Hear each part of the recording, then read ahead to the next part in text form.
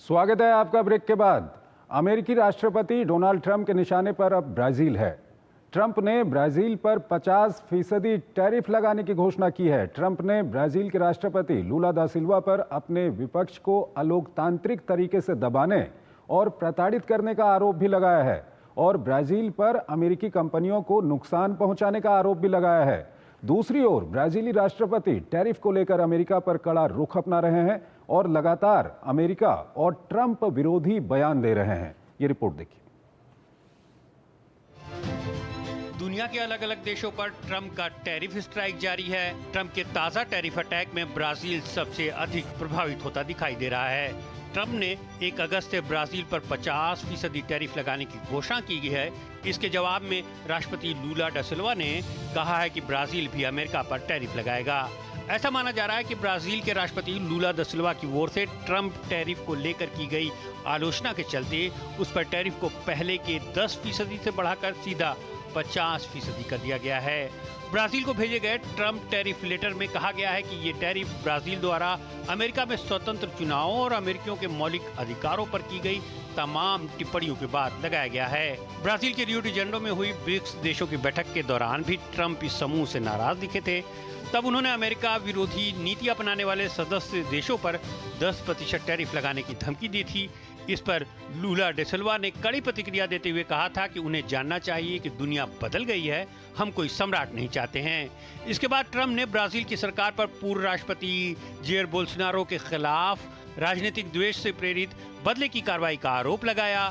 बता दें कि बोल्सोनारो को ट्रंप का नजदीकी माना जाता है और उन पर राष्ट्रपति लूला के खिलाफ तख्ता पलट के कथित प्रयास करने के आरोप में मुकदमा चल रहा है। बोल्सोनारो पर जनवरी 2023 में हजारों समर्थकों के साथ सरकारी इमारत पर चढ़ाई करने का आरोप है। इस वक्त अमेरिका में रह रहे बोल्सोनारो इन आरोपों को खारिज करते हैं। बोल्सोनारो को लेकर ट्रंप के ताजा बयान पर लूला ने फिर दोहराया कि तख्ता पलट की साजिश रचने वालों के खिलाफ जो कानूनी कार्रवाई चल रही है वो पूरी तरह से ब्राजील के न्यायपालिका के अधिकार क्षेत्र में आती है। ट्रंप ने ब्राजील पर अमेरिकी टेक कंपनियों को भी निशाना बनाने का आरोप लगाया। इस पर लूला का कहना है कि देशी या विदेशी सभी कंपनियों को हमारे कानूनों का पालन करना होगा, तभी वो यहाँ काम कर सकती हैं।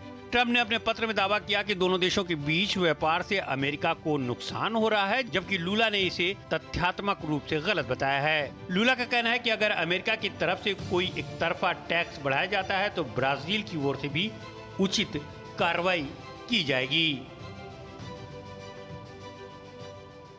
इस खबर पर बात करने के लिए आलोक बंसल हमारे साथ जुड़े हुए हैं, विदेशी और सामरिक मामलों के जानकार हैं, उनसे हम बातचीत करेंगे। आलोक जी, अगर इस मामले को देखें तो हमने देखा है कि जब से डोनाल्ड ट्रंप सत्ता में आए हैं तब से उन्होंने एक, जिसको वो खुद भी डील और बिजनेस का टर्म देते हैं, उन्होंने पहले चाहे चीन की बात करें, यूके की बात करें या उसके अलावा कनाडा की बात करें, मैक्सिको की बात करें, दूसरे देशों की, उन्होंने कहीं ना कहीं पहले एक दबाव बनाया है बहुत ज़्यादा टैरिफ लगा के, और बाद में दोनों देशों के बीच में बातचीत हुई है, फिर वो टैरिफ कम हुआ है। ब्राज़ील के मामले में भी यही है या इससे कुछ और है, क्योंकि इसमें कई सारे तथ्य आ रहे हैं यहाँ पर। आलोक जी, अपने सिस्टम को अनम्यूट कर लीजिए आप।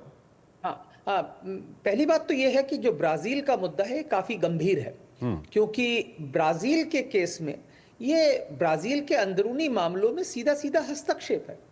आप ब्राजील को ये बोल रहे हैं कि आप अपने किसी के खिलाफ जो आप अभियोग चला रहे हैं, किसी के खिलाफ जो आप कोर्ट केस कर रहे हैं, उसके कारण हम आपके ऊपर लगाएंगे। तो ये भी किसी भी राष्ट्र में सीधा अंदरूनी मामलों में हस्तक्षेप है, जो मेरे ख्याल से आगे चल के दुनिया के लिए बड़ी समस्या का कारण बन सकता है। दूसरी तरफ ये है कि पहले ब्रिक्स समिट के बाद उन्होंने बोला ब्रिक्स राष्ट्रों पर 10% लगाएंगे, अब उन्होंने 50% लगा दिया।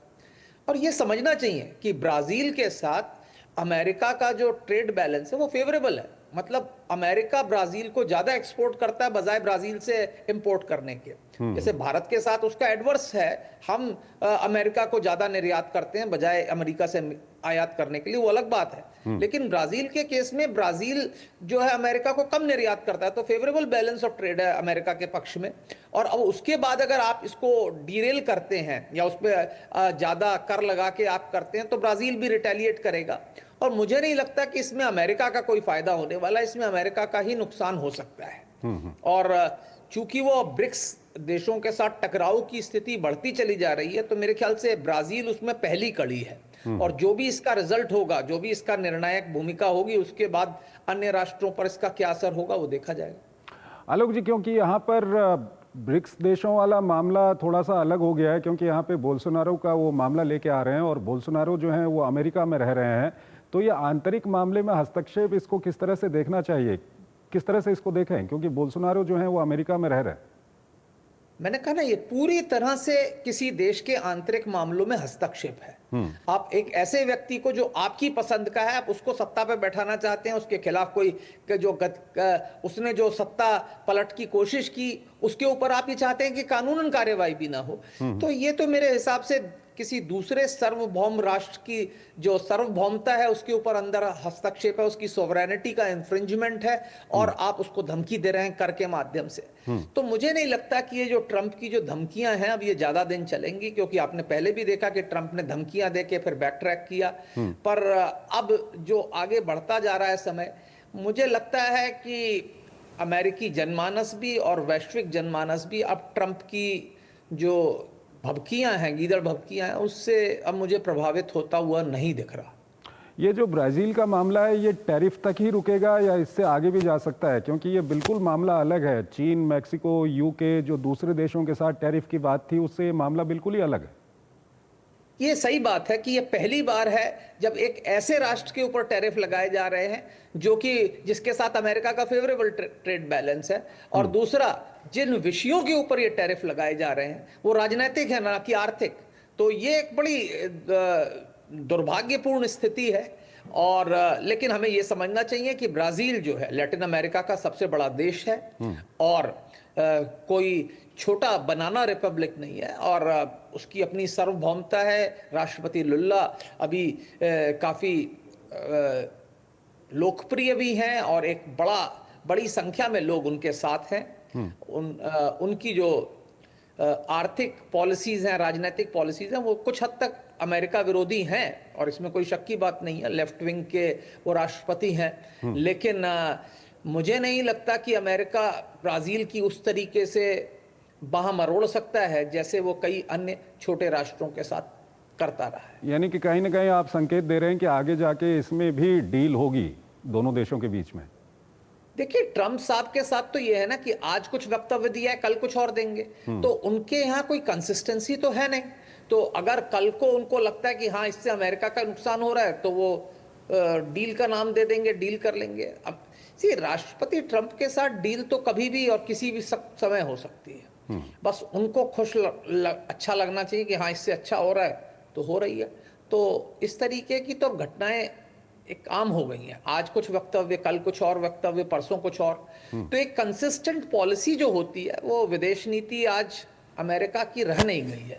और इसलिए अमेरिका के साथ कोई भी वार्तालाप करना, कोई लॉन्ग टर्म डिस्कशन, मुझे इस टाइम उसका कोई ज्यादा उपयोग दिख नहीं रहा, क्योंकि एक कंसिस्टेंट पॉलिसी जो होनी चाहिए, जो विदेश मंत्रालय की होनी चाहिए, वो दिख नहीं रही। क्योंकि कई मामलों में उन्होंने अपने ही एस्टेब्लिशमेंट को बाईपास किया। जैसे आपने देखा था पहले तुलसी गबार्ड ने बोला ईरान परमाणु हथियार नहीं बना सकता, उन्होंने कहा नहीं, वो उसका कहना हो सकता है, ये मेरा है। तो ऐसी ही स्थिति चल रही है जहां एक यूनिलैटरल डिसीजंस लिए जा रहे हैं।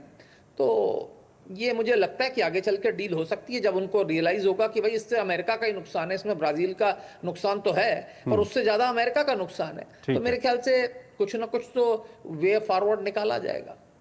ठीक है आलोक जी, बहुत बहुत शुक्रिया हमारे इस कार्यक्रम में जुड़ने के लिए और दोनों ही विषयों पर अपना महत्वपूर्ण विश्लेषण हमारे दर्शकों के साथ साझा करने के लिए।